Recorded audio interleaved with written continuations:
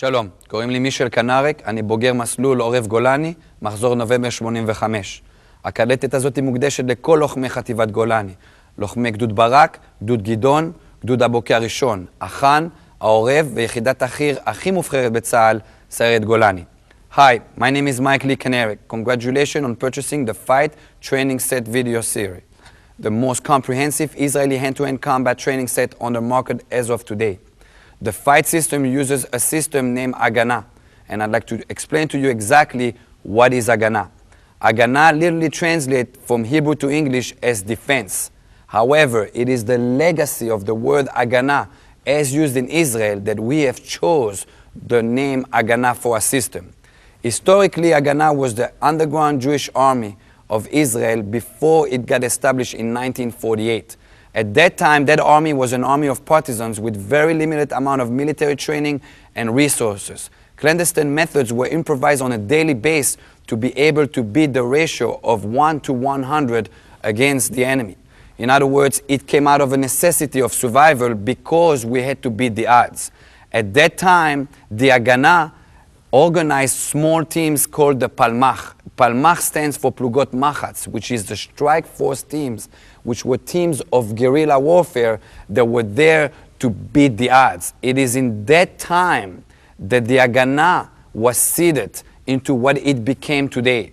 In other words, it's the history from that point until today, and I'll explain in a second how the Agana system evolved into what it is today.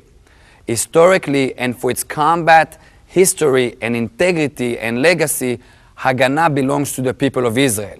Agana belongs first and for all for the veterans of the IDF of each generation that fought each war of the freedom of Israel. It belongs from the infantry, IDF, special ops, all the way up to the Israeli Air Force. Then it also belongs especially to the mothers of Israel. Mothers in Israel see their sons go to war to sometimes never see them again. So you have to understand the relationship of the hardship of what Israel went through the last decades to understand what the Agana went through to become what it is uniquely today. Agana stands with two H's, one in the beginning, one at the end. The first H in the beginning represents the hardship. In other words, that Agana was created out of hardship, in the hot zone, in the line of fire, so to speak. In other words, you have to understand that this is not something recreational. It's not a sports system that was created for entertainment. This was a need of survival. The second H stands for hardcore. You have to do everything we teach you hardcore. There is no place for weakness in combat. If you're weak for 1 second, mentally or physically, the enemy will take over. So the second H stands for hardcore. This is Agana. Welcome to our world. Components of Agana. Agana derives out of 4 different systems. 2 Israeli martial arts, Krav Maga and Hissardut, and 2 IDF military systems, Kapap and Lotar. We have carefully designed a curriculum that integrates all those 4 as one unique integrated defensive and fighting system, that one takes the best out of each element to make it a unique way for you to be able to defend yourself in an all-out violent attack. We have taken the self-defense components of Krav Maga, which they're known for. We have taken the fighting techniques from the Hissardut, which they're known for, created a unique way of doing it together, integrated together, combined with the tactics and the strategies of the military to make it effective. I have a guideline in the Agana system that's called the Wolf guideline. In Hebrew, Wolf is Zev. Zev, it's C-E-V. Each technique we do has to be combative. In other words, this technique that I'm going to teach you has to be proven in combat. In other words, it's combative in the sense of somebody before you already proven it works in combat. I don't want you to go into an encounter and say, is this going to work? Is this only a theory? No, it's combat proven. We already proven on the battlefield, in the streets in Israel, that it's proven. E stands for effective. The technique has to be effective. There are techniques that are very effective in Krav Maga. There are techniques that are very effective in Isardut. I really don't care where they came from. If they're effective, they got poured into the Agana system. Same thing happens with the Israeli tactics of the army. In other words, this is a modern society. There is going to be firearms, blades, this and that. We had to integrate those military tactics to make it complete. And finally, you got the V, which is for violence. The technique has to work on the violence.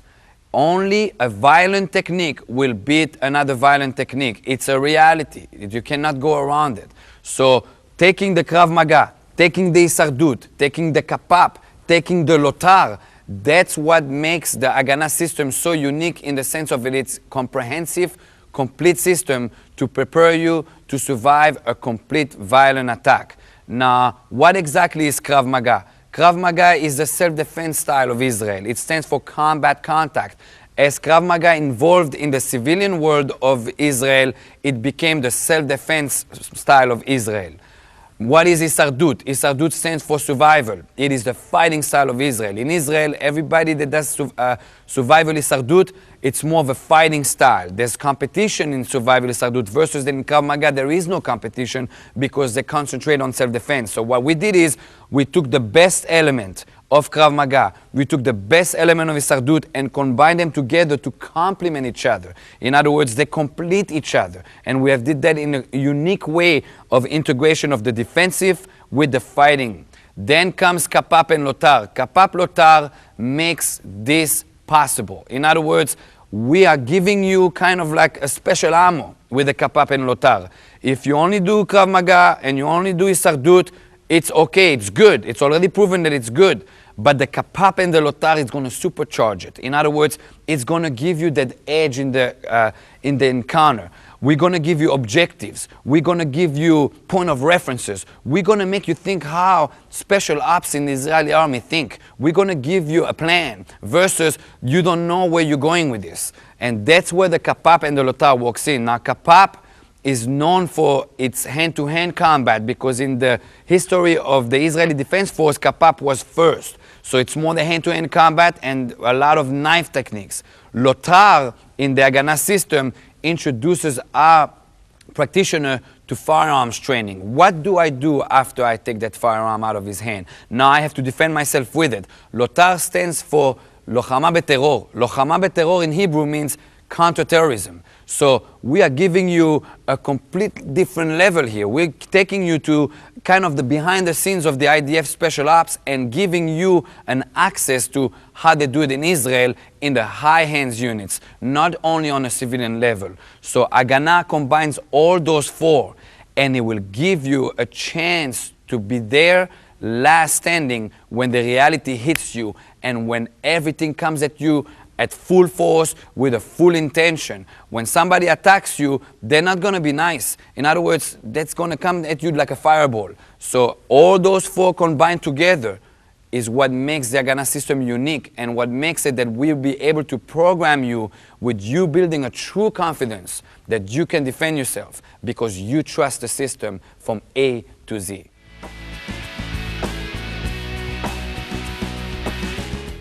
All right, before we get to the physical part and technical part of it, you have to understand the principles behind our system. We have a set of principles and concepts that you're going to have to understand so you know what to do with the technical part of the techniques. First principle, don't get hit. This is a very general principle. Basically, don't be the underdog, be aware of what's going on, and try not to be in the line of fire of incoming techniques. Second principle is offense-defense principle together. In other words, it is your job to finish the engagement as fast as possible. The longer it's going to take you, the worse the scenario is becoming. So it's offense-defense strategy at the same time. Then don't be fancy. In other words, there's no time to be fancy on the street. It doesn't matter how it looks. If you be fancy, you're getting into more acrobatic techniques, type of techniques.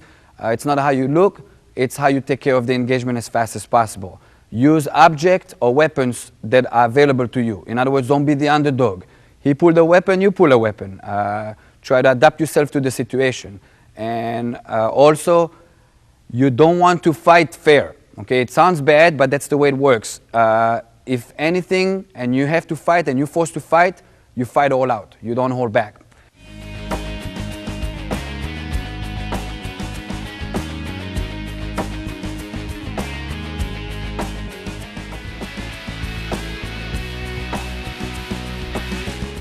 That brings us to concepts. Okay, first concept is you have to overwhelm your opponent. Okay, a lot of times people say in a fight, the first one that wins is the first one who gets the first shot. Wrong. It's the first one who overwhelms the other side. That will be done by overlapping your techniques. You never give him a chance to recoup from the technique that you just delivered. You short circuit his mental and aspect of the fight. In other words, as long as you overlap your techniques, he's got to stay on defense. Number 3, you want to always keeping off leverage, what I call keeping off balance. When you overlap your techniques, you basically try to keep him on his heels. As long as he's on his heels, he cannot be effective, all right?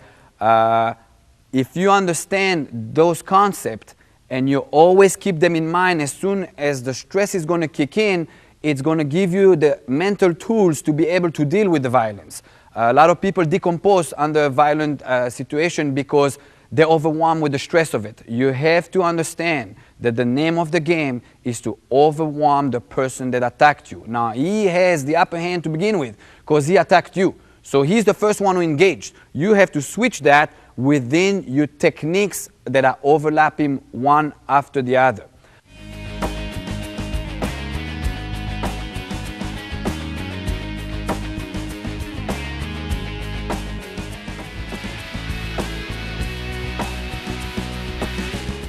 Okay, now I'm going to address the issue of mindset. When you've been attacked by somebody, right at the beginning of the engagement, you need to be able to tune in into a mindset that you decide that you will not be the victim. A lot of people decompose. In other words, they get hit one time and they become defensive. If anything, you getting hit has to fire you up into being more aggressive. The mindset dictates where you're going to be within the next step in the engagement. There's only 2 parts in a fight, a predator and a victim. It's your job to tune in that you become the predator, even if you did not start the fight. Okay, you don't have to start the fight to become a predator. In other words, you need to decide to begin with, I'm not going to be a victim, and the only way you're going to do that if you switch it over. In other words, if you victimize the other side, and that will be done by thinking like a predator. The mindset a lot of times will dictate your physical, because what will happen is under stress, under pressure, you're not going to be able to think, you're going to react to begin with. And it is the mindset that's going to pull you out of being in trouble and decompose you into switching over. So the fight will be dictated a lot by your mindset. Don't forget that.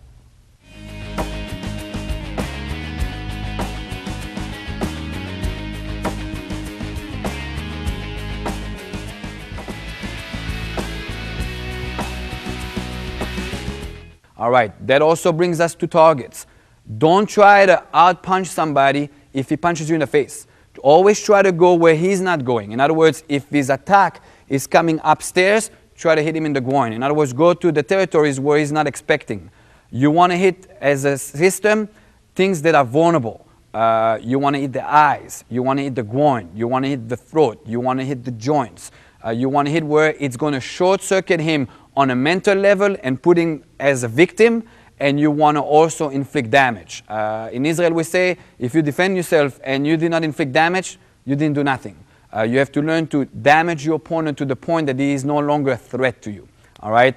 Counterattacks. Counterattacks, when you attack, you keep attacking and attacking and attacking. We say in our system, what do you do after you're done attacking? Absolutely nothing. I never stopped attacking. That brings us to techniques. The first thing you're going to have to cover is the fighting stance. We only have 2 fighting stances for this level of training the fight. One is the neutral stance, which was I considered self-defense stance, and one is your fighting stance, which I considered hand-to-hand combat stance. Self-defense is the first engagement of a fight when it was not scheduled. In other words, The attack came out of nowhere. You're minding your own business, you're on the line at the bank, you're on the line at the ATM, and all of a sudden, bang, he whacked you or he attacked you. Either you will detect it or either you're going to get stunned by it. That's a self-defense stance. Or you have a scheduled stance. In other words, verbally he scheduled the fight. He told you this and that, and you got in a fighting stance. Or you saw the threat coming in and you got in a fighting stance. That to us is considered hand-to-hand combat. Now the relationship between self-defense to hand-to-hand combat is 1 second. After somebody attacks you, automatically at that point a fight just started, and you're going to have fighting skills to be able to defend yourself. In other words, the self-defense part of it is only the first engagement, and after that you're going to have to repel your opponent with your technical skills and what we call weapons.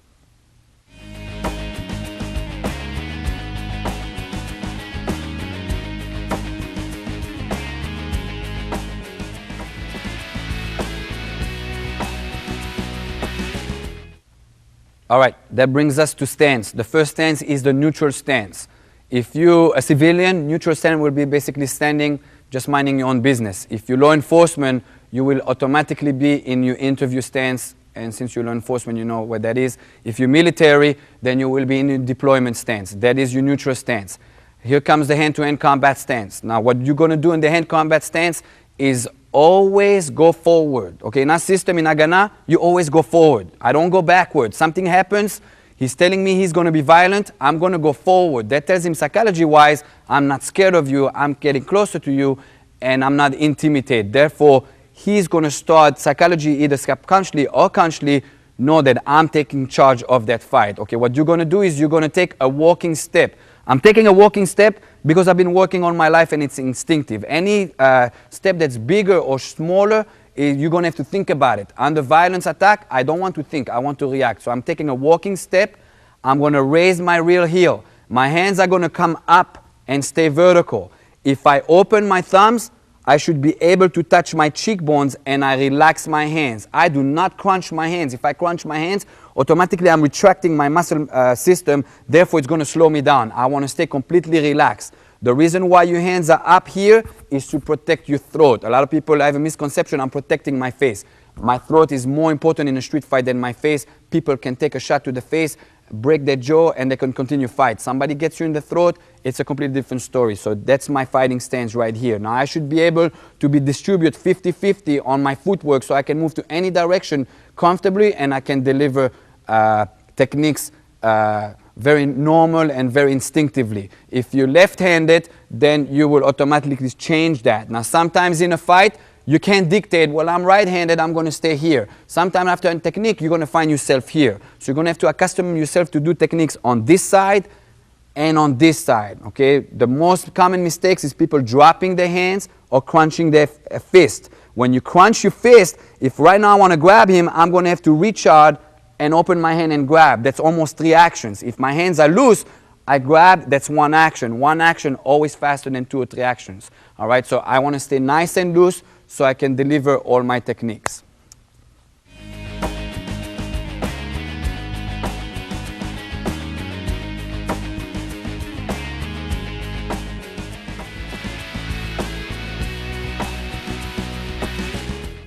I'm going to explain now and address the leads into the fighting stance. If you in a hand-to-hand combat situation, in other words, you do not have a weapon, regardless of what your attacker has, and sometimes you don't even know he has a knife or a gun to begin with. If you know that you're not going to deploy a knife or a gun, I want you to lead, if you're right-handed, with your left side. So your front will be defensive and your rear will be offensive. If you're left-handed, automatically that changes. In other words, you'll have your right side up front for defensive purposes and your strong side in the back. That is done so your front is defensive and your rear is the delivery and it's got power behind it to be able to back up your technique.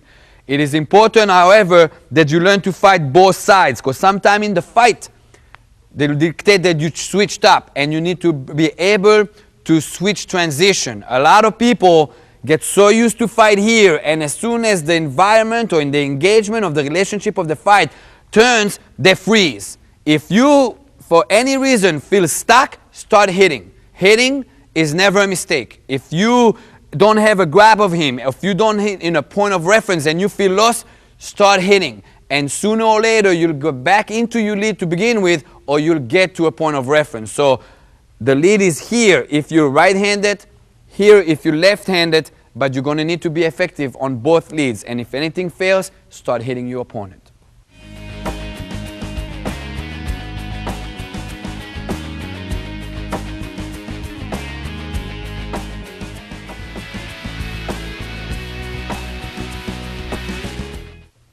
All right, that brings us to weapons. As soon as you assume your fighting stance, you can deliver weapons. Your body has to become a weapon of itself. It is always better that you can deploy a weapon, knife, gun.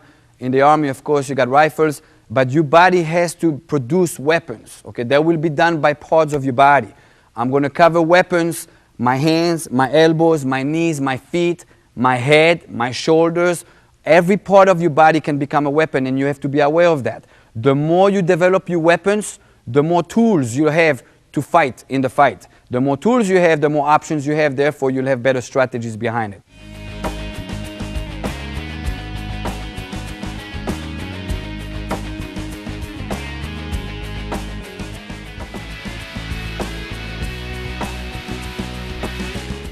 All right, the first 3 techniques are going to come out of your fighting stance from the front leading hand, okay? Each technique has a different objective. In other words, it has a different purpose, and that's why I will use different techniques according to that, all right? Here's the first technique. The first technique is going to be a straight punch. Now watch what I'm doing. I am rotating my body, and I'm throwing my punch vertical straight up. It is my hand that moves first, not my body. If I move my body, I'm being telegraphic. My weapon moves first, and my whole body supports that weapon. All right? If it's done fast, that punch goes straight in his nose or straight in the area of his face. Okay? This technique is designed to intercept an attack. He's coming in, I'm stopping him dead in his track. In other words, I'm stopping him right here, which will set up for a follow-up technique, just like we said earlier, with the overlap. So that's the first technique you have.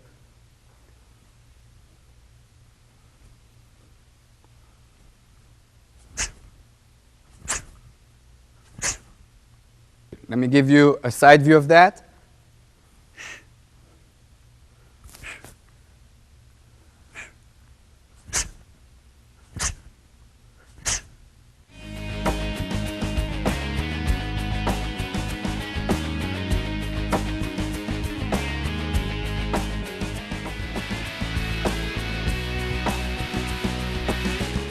Next technique from the same stance, from the same position, is the finger jab. Now I'm going to use the same mechanics. In other words, I'm rotating. It's the same mechanics as that punch earlier, but I'm switching my weapon. My weapon this time is going to be a flick of my fingers, and keep your fingers together. Don't open them up in a 45-degree angle. I am basically aiming to flick his eyeball area. What this will do is it's going to short-circuit his view. In other words, I'm not taking his eyeball out, but what I'm doing is when I throw that finger jab in his eyeball area, regardless if I'm going to connect, regardless if I'm going to damage his eyeballs, he's going to close his eyes. And if you touch one eye, automatically 2 eyes are closed. Therefore, I'm getting a freebie on my overlap technique. He's not going to see what's coming next. Usually when a human being gets hit not seeing it coming, it's psychology-wise much more effective. It's damaging his confidence, and that's exactly what I want to try to do with this technique.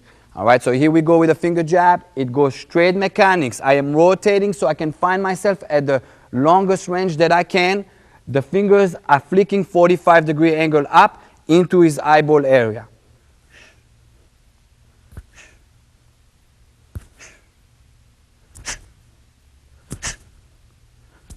Side view of that.